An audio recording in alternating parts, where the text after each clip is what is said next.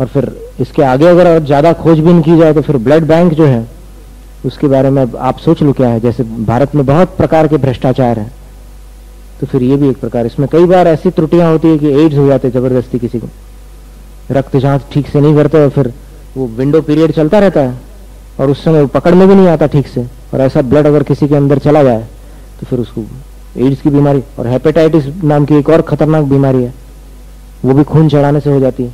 कितनी सारी बीमारियां होती, कई बार तो जान चली जाती है। ट्रांसफ्यूजन अगर बराबर न हो तो फिर जान निकल जाती। तो अब आप क्या कर सकते हो, आपके हाथ में नहीं ना। डॉक्टर तो आपको फोर्स करेगा कि नहीं चढ़ाना ही पड़ेगा। अब अगर ये एलन जो शेडवेल की बुक्स सब डॉक्टर्स के पास भेज दी जाए जो ब्लड चढ़ाने के लिए कह रहे हैं, तो फिर हो सकता है कि वो विचार करे इस बात पर। लेकिन यहां इतना तो समझ में आ जाता है कि रक्त चढ़ाना अनिवार्य नहीं है प्राण रक्षा हेतु।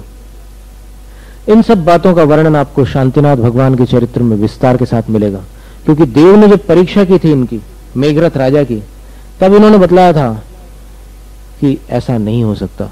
श्वेतांबर मत में बताया कि उन्होंने अपने शरीर का उतना हिस्सा काट करके दे दिया, कबूतर के बराबर जो वजन था ना।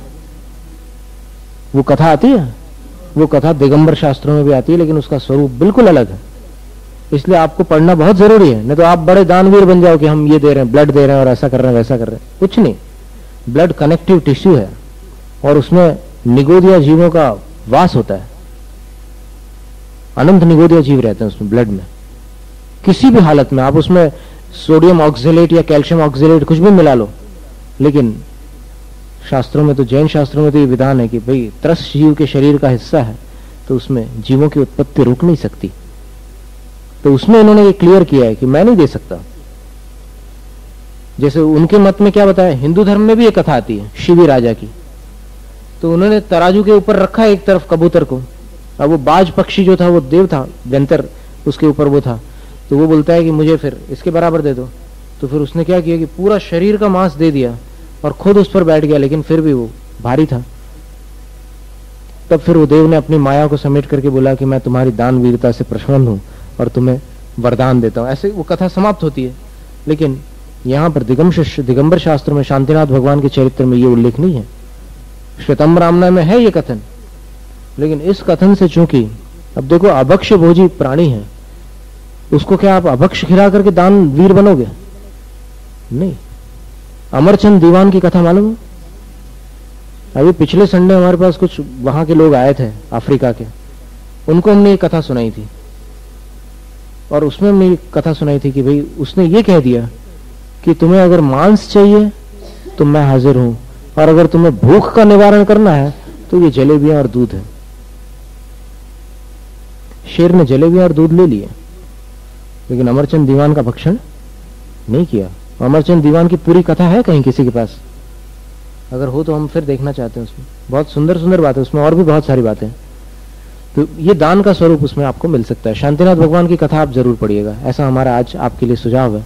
बोलो शांतिनाथ भगवान की जय। आज कौन से कल्याणक है? जन्म कल्याणक, जन्म कल्याणक, फिर तप कल्याणक और मोक्ष कल्याणक। इन तीनों के अर्घ सबने चढ़ाए हैं क्या? सबने? जिनने न चढ़ाए हो तो वो अवश्य चढ़ा लें। ऐसा अवसर फिर कब मिलने वाला है? ज्येष्ठ कृष्णा। बल्कि कायदे से तो ये होना चाहिए कि आज के दिन शिखर जी में शांतिनाथ भगवान की टोक पर जाकर के चढ़ाना चाहिए अर्घ। 3 ढालें अपन ने यहां पर स्वाध्याय में पूर्ण कर ली है। 6 ढाला में नामी स्पष्ट है, ढालें 6 हैं। ढाल का अर्थ मालूम है? चाल, पढ़ने का ढंग। तो 6 प्रकार से इसको पढ़ करके पूरे जैन धर्म का सार इसमें आता है संक्षिप्त। तो पहली ढाल का सारांश ऐसा था, इस संसार में 4 गतियां हैं, पशु, नरक, मनुष्य और देव। इनमें यह जीव अनंत बार घूम चुका है और अपने भावों के अनुसार कर्मों को बांधकर यह घूमता रहता है। प्रत्येक गति में इसे दुख सहने पड़ते हैं। पशु और मनुष्य गति के दुख तो हम देख भी लेते हैं। चारों गतियों से छूटने का उपाय हमें प्राप्त नहीं हो पाया है। और चारों गतियों में भटकने का कारण मोह रूपी मदिरा है। मोह रूपी मदिरा अर्थात मिथ्यात्व को पीकर जीव नशे में स्वयं को भूल गया और स्वयं को भूलकर चारों गतियों में भटकता चला जा रहा है। फिर परिभ्रमण का कारण दूसरी ढाल में बतलाते हुए उसका संसार की चारों गतियों में घूमने वाले जीव मिथ्या दर्शन, मिथ्या ज्ञान और मिथ्या चारित्र के द्वारा घुमाए जाते हैं। घूमते कौन है? जीव। घुमाते कौन है? मिथ्या दर्शन, मिथ्या ज्ञान और मिथ्या चारित्र। फिर इनके दो भेद हैं। कौन से दो भेद हैं? अगृहीत और गृहीत मिथ्या दर्शन, ज्ञान, चारित्र। तो अगृहीत का अर्थ होता है जिसको किसी ने सिखाया नहीं, कहीं से उपदेश नहीं सुना, लेकिन फिर भी मिथ्यात्व के उदय से अपने अंदर अश्रद्धान है तत्वों के प्रति और अतत्वों के प्रति श्रद्धान है।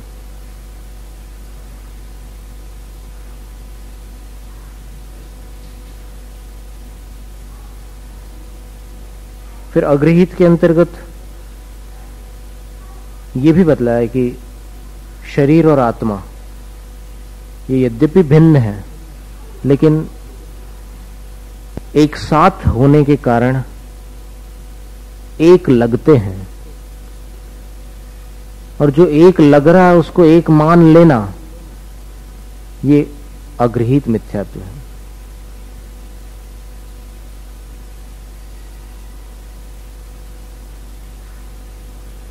और फिर उसके साथ जो ज्ञान है वो मिथ्या ज्ञान है, जो आचरण है वो मिथ्या चारित्र है। इसी तरह गृहीत के भेद बतलाते हुए कहा कि किसी के आलंबन से जो मिथ्यात्व पुष्ट हो जाता है अपने अंदर, चाहे वो आलंबन कुगुरु का हो, कुदेव का हो अथवा कुधर्म का हो, तो इन पर जो श्रद्धा हो जाती है वो गृहीत मिथ्या दर्शन है। और कुशास्त्रों की बातों को सच मानकर वही ज्ञान अपने अंदर धारण करके रखना वो गृहीत मिथ्या ज्ञान है। जैसे विभिन्न मत संप्रदाय वाले अलग अलग प्रकार से अपनी मान्यता, अपनी धारणा बना करके अपने अंदर रखते हैं। जैसे अभी कुछ लोग आए थे पिछले रविवार को, तो उनका कहना था कि हमारे ग्रंथों में तो ऐसा उल्लेख है कि सिर्फ नरभक्षी प्राणी का मांस नहीं खाना चाहिए। अब उनको आप कैसे समझाओगे? अगर वो अपनी उस आस्था को न छोड़े तो जो मानता नहीं है वो जानता हुआ भी तानता है। उसको कौन बदल सकता है? और फिर वो अपनी करनी आप करें या आप भरें, सिर औरन के धरता। जब तक व्यवस्थित क्रमिक अध्ययन नहीं होता तब तक के वो धारणाएं पुरानी टूटती नहीं है। दीक्षा के 9 वर्ष बाद हमसे किसी ने पूछा था कि जैन धर्म से बड़ी चीज अगर आपको मिल जाए तो क्या करेंगे आप?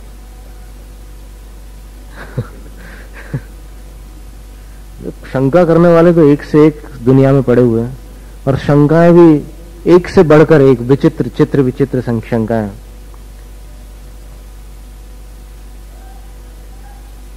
तो फिर हमने यही कहा कि जो चीज हमारे रग रग में समा चुकी है और जिससे बड़ा कुछ है भी नहीं संसार में और न हो सकता है, ऐसा विश्वास है, आशा नहीं है, विश्वास है कि इससे बढ़कर कुछ नहीं है, तो फिर ये जो प्रश्न है इस प्रश्न के समाधान का कोई प्रश्न ही नहीं है, क्योंकि ये प्रश्न हमारे अंदर आता ही नहीं कि इससे बड़ा कुछ मिल जाए।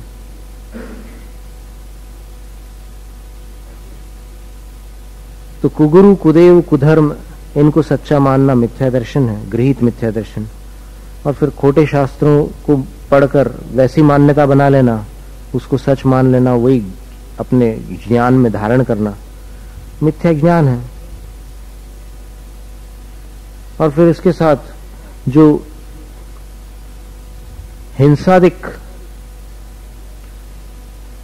से युक्त बलियां चढ़ाना या और कुछ इस प्रकार की क्रियाएं करना और अनेक प्रकार के ऐसे दूसरे अनुष्ठान करना, तपस्या करना, ये सब मिथ्या तप या मिथ्या चारित्र है। फिर तीसरी ढाल में संसार से छूटने का उपाय बताते हैं, और छूटने के उपाय में एक तो स्पष्ट बतला दिया कि रत्नत्रय ही संसार से छुटकारा दिला सकता है। 4 गतियों की भटकन से बचाने वाला रत्नत्रय के सिवाय कोई दूसरा धर्म नहीं है। और रत्नत्रय के अंतर्गत तीसरी ढाल में, पूरी तीसरी ढाल में सम्यक दर्शन का वर्णन किया है। सम्यक ज्ञान चारित्र का वर्णन अभी नहीं है इसमें। तो अब ये तो निश्चय सम्यक दर्शन, निश्चय सम्यक ज्ञान, निश्चय सम्यक चारित्र को तो एक एक लाइन में बतला दिया कि आत्मा में रुचि निश्चय सम्यक दर्शन है, आत्मा का ज्ञान निश्चय सम्यक ज्ञान है, और आत्मा में लीन हो जाए निश्चय सम्यक चारित्र है। लेकिन व्यवहार क्या है? तत्वार्थ श्रद्धानम सम्यक दर्शनम, 7 तत्वार्थों पर श्रद्धान करना सम्यक दर्शन है। तो 7 तत्वार्थों का विस्तार से वर्णन किया। फिर उसमें जीव नाम का जो तत्व है उसके 3 भेद बताए। कौन से 3 भेद है जीव के? बहिरात्मा, अंतरात्मा और परमात्मा। फिर अजीव के 5 भेद बताए। आश्रव बंध के 2 भेद होते हैं, शुभ और अशुभ। फिर संवर और निर्जरा, और अंत में मोक्ष तत्व है।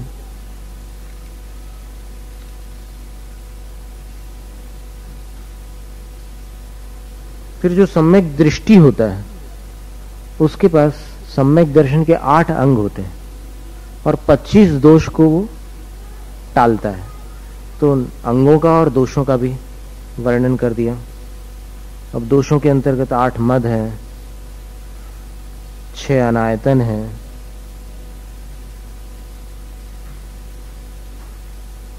और शंकादि दोष हैं। इनसे रहित जो सम्यक दर्शन होता है उसका परिणाम भी बतलाया तीसरी ढाल में कि ऐसे शुद्ध सम्यक दृष्टि कोई हो तो उसका क्या भविष्य होता है अथवा वर्तमान कैसा होता है। तो अगर तीर्थंकर पद प्राप्त हो जाए उसको, तो फिर वो भले जन्म कल्याणक में हो या गर्भ कल्याणक की अवस्था में हो तो भी इंद्र उनकी पूजा करता है। उनके पास उस समय संयम नहीं होता, लेकिन तो भी द्रव्य जिन होने के कारण वो सम्यक दृष्टि इंद्र द्वारा अर्चनीय होते हैं। फिर और भी उनके जो विरक्ति भाव है उसका भी इसमें थोड़ा सा दिग्दर्शन है। घर में है लेकिन घर में रचता नहीं। जलते भिन्न कमल है, जैसे जल से कमल भिन्न रहता है, पानी में रहता है लेकिन पानी उसमें चिपकता नहीं है, उसी प्रकार ये सम्यक दृष्टि घर में रहता है लेकिन वो गृहस्थी को उपादेय नहीं मानता। यानी मान्यता में इतना अंतर है। एक तो वो है जो सोचता है कि गृहस्थी के सिवाय कहां साधु जीवन में सुख है, दुख ही दुख है। एक बार भोजन करो सबसे बड़ी मुसीबत है, पैदल चलो ये दूसरी मुसीबत, बालों को उखाड़ो तीसरी मुसीबत है, मच्छर काटे चौथी, ऐसे कितनी मुसीबतें, मुसीबतें ही मुसीबतें हैं। इसलिए सबसे बढ़िया तो गृहस्थी है। घर में रहकर नमो ओरियंताणम पढ़ो, नमोकार मंत्र से अंजन जैसे पापी तेर गए, मेरा भी कल्याण एक न एक दिन होगा। लेकिन उस समय ये भूल जाता है कि अंजन मुनि बन करके तेरे थे। अंजन चोर की पर्याय से मोक्ष नहीं गया, पता है आपको? वासुपूज्य तीर्थंकर भगवान के काल में अंजन मुक्ति को प्राप्त हुए हैं और उस समय वो मुनि होकर के मोक्ष को प्राप्त हुए हैं। क्योंकि जैन दर्शन में मुनि मार्ग के सिवाय कोई मोक्ष का मार्ग नहीं होता। गृहस्थ जीवन में जो श्रावक धर्म बताया है वो एकदेश मोक्ष मार्ग है, साक्षात मोक्ष मार्ग मुनि मार्ग है। फिर नगर नारी को प्यार यह था, ये एक दृष्टांत दिया पंडित जी ने अपने बुद्धि के अनुसार। जैसे नगर नार होती है वो जिस प्रकार झूठा प्रेम दिखा करके पैसे वसूल करती है, उसी प्रकार ये भी घर गृहस्थी के कामकाज संभालता है लेकिन वास्तव में अपनी आत्मा के हित को ही इष्ट मानता है और ये विषय कषायों को हेय मानता है। कार्तिकेय अनुप्रेक्षा में 9 गाथाएं दी हैं कि सम्यक दृष्टि कैसा होता है, उसके बारे में 9 गाथाएं दी है। यहां पर है कार्तिकेय अनुप्रेक्षा, यहां पर है या फिर वहां पर है?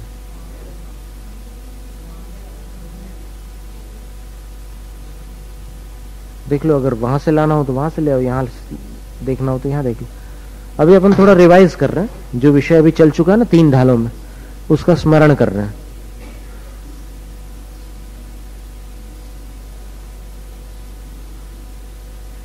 कादे में हेम अमल है, सोने की अंगूठी अगर कीचड़ में गिर जाए और 15 दिन बाद आपको मिल जाए तो आप धो लो उसको, वो ज्यों की त्यों होगी। उसमें जंग काट नहीं लगेगा। और अगर लोहे का कड़ा गिर जाए तो आप 2-3 दिन बाद ही उठा के देखेंगे तो फिर उसमें जंग लगी हुई है। फिर आपको लगेगा कि अब इसको कैसे पहने, तो उसकी साफ सफाई करके फिर पहन सकोगे। इसी प्रकार मिथ्या दृष्टि और सम्यक दृष्टि। कीचड़ क्या है? ये गृहस्थी का जंजाल। पहली श्रद्धा तो ये रखना कि गृहस्थी का जंजाल कोई बेहतरीन वस्तु नहीं है संसार में, ये वास्तव में कीचड़ है। और अगर विश्वास न हो तो ज्ञानाणु ग्रंथ में गृहस्थाश्रम की निंदा नाम का एक प्रकरण है, उसको देख लेना। भरत से जब राम और राजा दशरथ अयोध्या में ठहरने का वो प्रस्ताव और आग्रह करते हैं, और यहां तक कहते हैं कि गृहस्थ धर्म भी तो मुनि धर्म का छोटा भाई है, इसलिए गृहस्थ रह करके भी अपने परिणामों को, भावों को निर्मल बनाकर यथासंभव कर्मों की निर्जरा की जा सकती है। और कर्म निर्जरा के 10 स्थानों में एक स्थान ये भी है। कौन सा? ये गृहस्थ जीवन में जब संयम धारण करता है तो वो भी एक निर्जरा का स्थान बनता है। जीवन भर निर्जरा रहती है। अगर प्रतिमा धारण कर ले गृहस्थ में रहते हुए भी तो फिर जीवन भर कर्म निर्जरा होती है। तो जब भरत को ये बातें कही उन्होंने, तो भरत ने जो जवाब दिया वो बहुत मार्मिक था। भरत ने उत्तर दिया कि गृहस्थ धर्म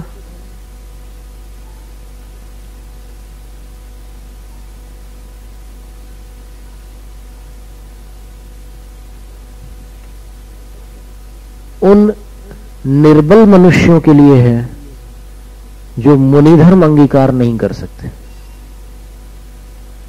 क्या उत्तर दिया? गृहस्थ धर्म कमजोरों का धर्म है और जो मुनि धर्म अंगीकार कर सकते हैं उनको तो मुनि धर्म ही अंगीकार करना चाहिए। फिर पिता बोलते हैं राजा दशरथ कि हे भरत, क्रम से भी तो मोक्ष प्राप्त होता है। बड़े बड़े कई मुनि भी ऐसे होते हैं कि जो उस भाव से मोक्ष नहीं प्राप्त कर पाते, जैसे सुकुमाल स्वामी, धन्य कुमार महामुनि, ये सब जो थे इन्होंने बहुत तपस्या की थी लेकिन तो भी उस भाव से मोक्ष प्राप्त नहीं हुआ। इसलिए तुम क्रम से मोक्ष प्राप्त करने की क्यों नहीं सोचते? तब भरत क्या उत्तर देते हैं कि मुझे इसी भाव से मोक्ष जाना है, इसलिए मैं क्रम से जाने की नहीं सोचता और मैं नियम से इस भाव से मोक्ष प्राप्त करूंगा। यानी मेरे अंदर का जो वैराग्य है वो मुझे विश्वास दिला रहा है कि इस भाव के बाद मुझे एक भी भाव धारण नहीं करना। तब राजा दशरथ भरत को गले लगा लेते हैं, बोले कि वैराग्य हो तो तेरे जैसा। भरत जी घर में ही वैरागी। कैकेयी मां ने पुत्र का नाम भरत इसलिए पसंद किया था कि ये ऋषभदेव के पुत्र भरत जैसा समृद्धिशाली बने। लेकिन ऋषभदेव के पुत्र भरत ने जिस प्रकार बाहुबली के वियोग के पश्चात, जब बाहुबली भी छोड़ के चले गए ना, दीक्षा ले ली, तब भरत अकेला रह गया।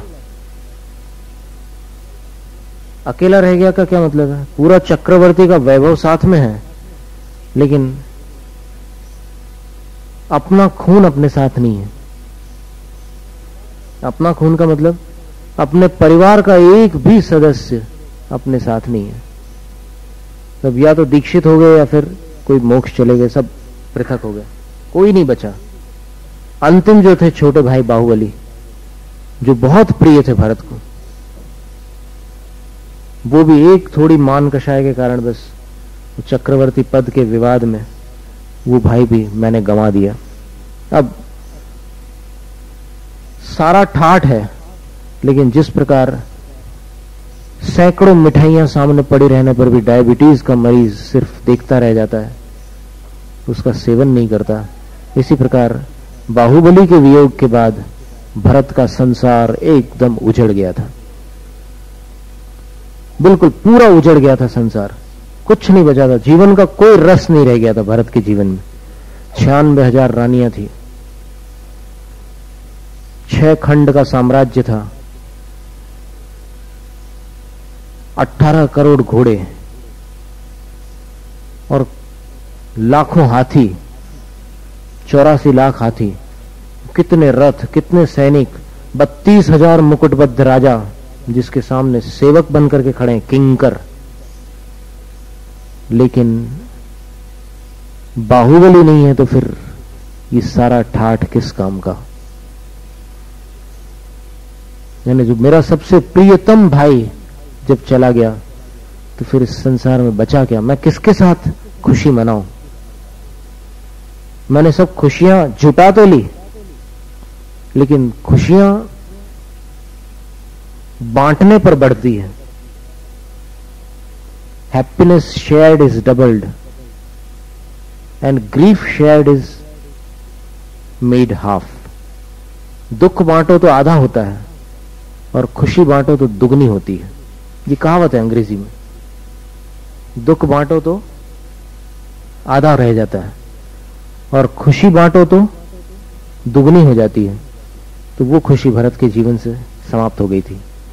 तो भरत घर में जिस प्रकार वैरागी रहते थे, तो राम के भाई भरत भी कई मां की आशा के अनुरूप नहीं निकलकर वैरागी निकले। उनको वैराग्य था। और वैराग्य क्यों हुआ था? केवल अपनी मां की भावना को देखकर। राम जैसे भाई को राजा नहीं बनने दिया, ये भरत के वैराग्य का कारण बन गया। और पिता को कैसे वैराग्य हुआ था? दशरथ राजा को। दशरथ राजा ने ये कब विचार किया कि मैं राम को राज्य दूं? जब अष्टावक्र पर्व में अपनी रानियों के लिए राजा ने गंधोदक भिजवाया रणवास में, तो उस समय छोटी रानी के लिए जो गंधोदक लेकर के गया, वो एक बहुत ही वृद्ध व्यक्ति था, कंचुकी। रणवास का एक बूढ़ा सेवक जो होता है उसको कंचुकी कहते हैं शास्त्रों में। तो फिर उसको रानी को खबर मिली कि सबके पास गंधोदक भिजवाया है राजा ने, लेकिन मेरे पास अभी तक गंधोदक नहीं पहुंचा। तो इतनी निराश हुई, उसको लगा कि पता नहीं किस कारण मेरे स्वामी मेरे से रूठ गए। देखो, पूरी बात जाने बिना उसने उल्टा विचार करना प्रारंभ कर दिया। इसलिए क्या होता है कि कभी उतावली नहीं करना चाहिए। कोई ऐसी दुर्घटना है, कोई बुरी बात अपने को दिख रही है, तो फिर थोड़ी देर सब्र करके और देखना चाहिए कि कहीं जो मैं सोच रहा हूं उससे अलग तो नहीं है।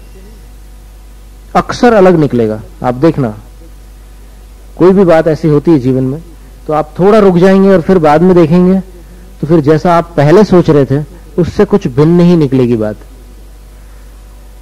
तो फिर वो रानी इतना निराश हुई, इतना दुखी हुई कि राजा मेरे से नाराज है, राजा मेरे से नाराज है, अब तो मेरा जीवन बेकार है, यहां तक के विचार आ गए उसके। और कहते हैं कि अमावस्या के दिन ऐसे विचार ज्यादा आते हैं लोगों को, और पूर्णिमा के दिन मर्डर्स ज्यादा होते हैं। अभी जो सर्वे हुआ ना, उसमें पूरे विश्व में पूर्णिमा के दिन मर्डर्स ज्यादा होते हैं और अमावस्या के दिन सुसाइड्स ज्यादा होते हैं। ये सर्वे में निकला। माने पूर्णिमा के दिन हत्याएं अधिक होती है और अमावस्या के दिन आत्महत्याएं अधिक होती है। लेकिन आज अमावस्या है, आप लोग तो सौभाग्य से जिनवाणी की शरण में हैं, इसलिए आपको वो खतरा नहीं।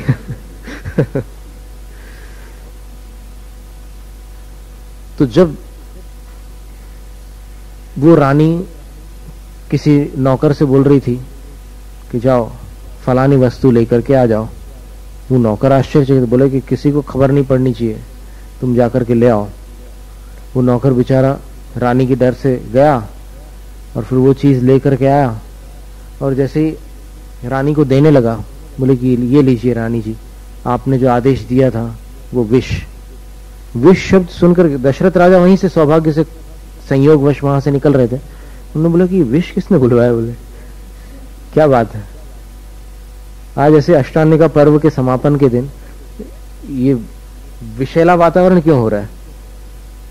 तो फिर देखते हैं कि रानी ने विष बुलवाया। तो पूछा कि क्या बात है, आप तुमने विष क्यों बुलवाया? तब फिर रानी बोलती है कि आप तो मेरे से नाराज हो गए, अब मेरे जीवन का क्या मूल्य रहा? बोले तो राजा ने बोला कि किसने कहा नाराज हो गए? बोले कि आपने गंधोदक नहीं भिजवाया मेरे पास, तो बिना नाराजी के ऐसा हो सकता है क्या? तो दशरथ ने बोला कि मैंने तो गंधोदक तुम्हारे लिए सबसे पुराने सेवक के द्वारा भिजवाया, जो अपने परिवार का वंश परंपरागत सेवक है, ऐसे कंचुकी के हाथ से तुम्हारे पास भिजवाया। तो फिर वो कंचुकी तभी ठक ठक लठिया टेकता हुआ बेचारा बूढ़ा आदमी चला आ रहा था। तो फिर राजा दशरथ को क्रोध आया। राजा दशरथ ने बोला कि क्यों कंचुकी, तुमने इतना विलंब क्यों किया? देखो रानी को कितना खेद हुआ है, और अगर कुछ हो जाता तो फिर मेरे जीवन पर कलंक आ जाता। तब कंचुकी कुछ बोलना चाहता, लेकिन वो बुढ़ापे के कारण वो शब्द भी ठीक से मुंह से नहीं निकल पाते थे। फिर उसने बोला कि राजन, मैं क्या करूं, मैं तो जितनी गति से आ सकता था उतनी गति से आया हूं, लेकिन शरीर इतना शिथिल पड़ गया है कि जब मुझे अपनी जवानी याद आती है, उस समय मैं दीवारों को लांग करके कहीं से कहीं भाग जाता था और कैसे कैसे करतब करता था। एक घोड़े पर चढ़कर दूसरे घोड़े पर चला जाता था और क्या क्या नहीं करता था, पूरा वर्णन करता वो अपनी जवानी का। लेकिन आज शरीर ऐसा धोखेबाज निकला कि इस शरीर ने मेरा साथ छोड़ दिया कि मैं अपनी छाती पर पत्थर फोड़वा सकता था, लेकिन आज ये हालत है कि मेरी छाती अंदर धंस गई है, कमर टेढ़ी हो गई है, और ये लाठी जो मैं पकड़ता हूं मुझे कभी कभी लगता है कि छूट न जाए। हाथ इतने शिथिल हो गए और शरीर पर जो पहले मेरी मांसपेशियां थी, जो शरीर में एक सौष्ठव था, और जिस शरीर पर लाठियों का प्रहार करने पर लाठियां टूट जाती थी, आज शरीर की वो दशा है कि अगर पैर फिसल जाए तो मेरी हड्डी टूट जाए। मैं इतना वृद्ध हो गया हूं कि मुझे इस वृद्धावस्था के कारण आने में विलंब हो गया। आपको जो दंड देना हो दीजिए, लेकिन मुझे इस सेवा से दूर मत कीजिए, क्योंकि ये परंपरा से मेरे पिता ने भी आपके वंश की सेवा की थी, मुझे भी सेवा से वंचित मत कीजिए। और चरणों में गिर करके रोने लग जाता है। जब राजा दशरथ इस दृश्य को देखते हैं तब उनके मन में वैराग्य भाव प्रथम बार उमड़ता है कि जब इतने शक्तिशाली सुभट का शरीर भी अंत में इस अवस्था को प्राप्त हो सकता है, तो फिर मेरा ये साम्राज्य, मेरा ये वैभव और मेरा ये रूप आदि कब तक स्थिर रहने वाला है? इस संसार में पर्याय रूप से कोई भी वस्तु शाश्वत नहीं है। इसलिए इससे पहले कि बुढ़ापा मेरे शरीर रूपी कुटिया को भस्म कर दे अग्नि के रूप में आकर, मुझे आत्मा का कल्याण कर लेना चाहिए। जब तक मेरे अंगों में शक्ति है, जब तक मेरी इंद्रियां समर्थ है, तब तक मुझे आत्मा का कल्याण कर लेना चाहिए। प्यास लगने पर कुआं खोदना व्यर्थ है। बस ये विचार करके राम को राज्य देने का निर्णय कर लिया, और फिर बीच में जो घटना हो गई उसके कारण सारा वातावरण पलट गया, और फिर भरत को भी वैराग्य हो गया।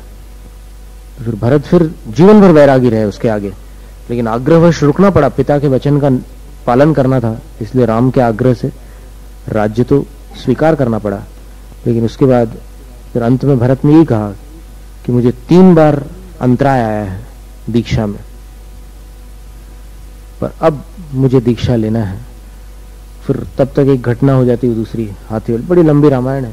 अभी सम्यक दृष्टि के जो 9 गाथा हैं वो देख लो आप।